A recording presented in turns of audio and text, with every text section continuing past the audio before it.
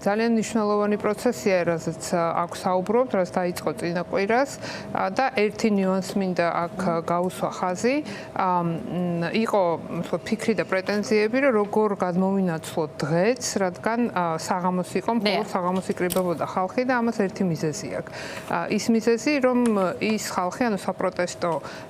განწყობების ადამიანები, საქართველოს სრული უმრავლესობა შეიძლება ესე ითქვას, ის ადამიანები, ვინც იქ დგანან, მოკლედ არიან დასაქმებული ხალხი. ეს არ არის უსაქმურები, ანუ ეს ხალხი არის ადამიანები, ვინც ქმნიან დღეს საქართველოს, ქმნიან დოვლათს და აქედან გამომდინარე, უბრალოდ არ ცალიათ დღის განმავლობაში, მაგალითად, მთელი დღე დაუთმონ პროტესტს. აქედან გამომდინარე, ეს ფორმა მოინახა ძალიან ბუნებრივად აღმოჩნდა, რომ რაღაცა პერიოდში დღის განმავლობაში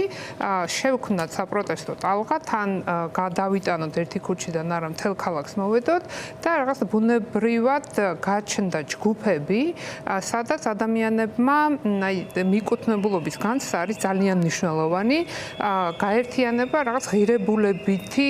რაღაც ჯგუფები და აქედან გამომდინარე ეს იმდენად დეცენტრალიზებული და ამავე დროს შეთანხმებული მოძრაობაა, რომ ძალიან სწორად აღნიშნეთ, წარმოუდგენელია ალბათ რაღაც ერთ პარტიულ წყობაში, რომ როგორ შეიძლება, რომ ეს საერთოდ არსებობდეს, რომ იდეის გარშემო გაერთიანებული ამდენი ადამიანი სრულიად დამოუკიდებლად. აი, ჩვენც მაგალითად ოფისში აი ძალიან სპონტანურად აიგებმა მაგალითად ის, რომ არ გვცალია დღე და მოდი მაშინ 1 საათის განმავლობაში უბრალოდ ოფისის წინ დავდგეთ. და აი ხუთშაბათს გავაკეთეთ ეს რაღაც 1 საათიანი აქცია, უცებ ძალიან ბევრი ადამიანი აყვა და წინ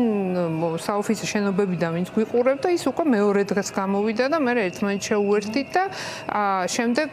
აი ეს ინდუსტრიების თუ სფეროების მარში და მსვლელობები დაიგეგმა და აი სრულიად სპონტანურად მოხდა ამ ღირებულებების გარშემო გაერთიანება და ეს არის რეალურად